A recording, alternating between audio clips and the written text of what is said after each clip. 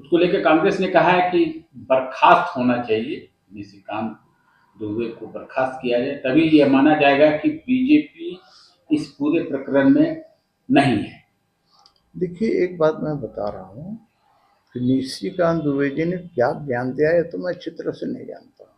मैं भी सुन रहा हूँ तो बयान दिया है, बयान दिया है, लेकिन कांग्रेस किस मुंह से सब बातें बोलती है? जब भारतीय जनता पार्टी के हमारे राष्ट्रीय अध्यक्ष जी ने कह दिया है कि निशिकांत दुबे जी का यह उनका व्यक्तिगत बयान है, भाजपा का उससे कोई लेना देना नहीं है, तो कांग्रेसियों को यह बात समझना चाहिए। जब राहुल गांधी बयान देते हैं उल्टा पुल्टा, जब दिग्विजय सिंह बयान देते हैं उल्टा पुल्टा, उनके दल का नेता कहता है कि मोदी जी का सर कलम कर देंगे, तो बर्खास्त करता है क्या? क्यों बर्खास्त करेगा? इसलिए ये सब कांग्रेसी लोग जो है ना, दो मुँहे लोग हैं, इनका चरित्र जो है ना गजब है। कभी कभी मुझे लगता है कि गिरगिट भी इनके चरित्र से शर्मा जाए। बस इतना ही समझिए कि गिरगिट से भी गए गुजरे हैं।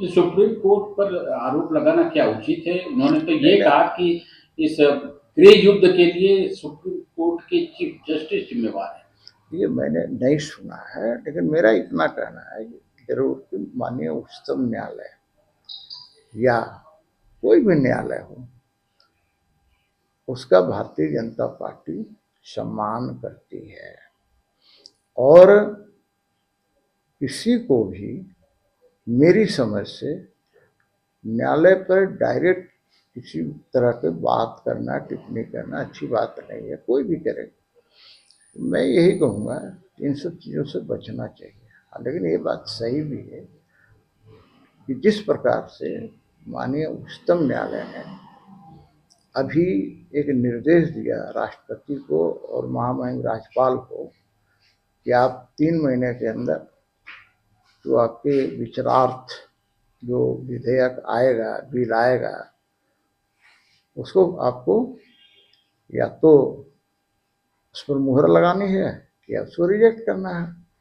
उसी प्रकार बेहतर यह होता कि माननीय उच्चतम न्यायालय यह भी निर्देश देती कि भाई चाहे सुप्रीम कोर्ट हो, चाहे हाई कोर्ट हो या लोअर कोर्ट हो, उसमें भी 3 महीना से ज़्यादा कोई भी केस पेंडिंग नहीं रहेगा, उसका निष्पादन 3 महीने के अंदर कर दिया जाएगा।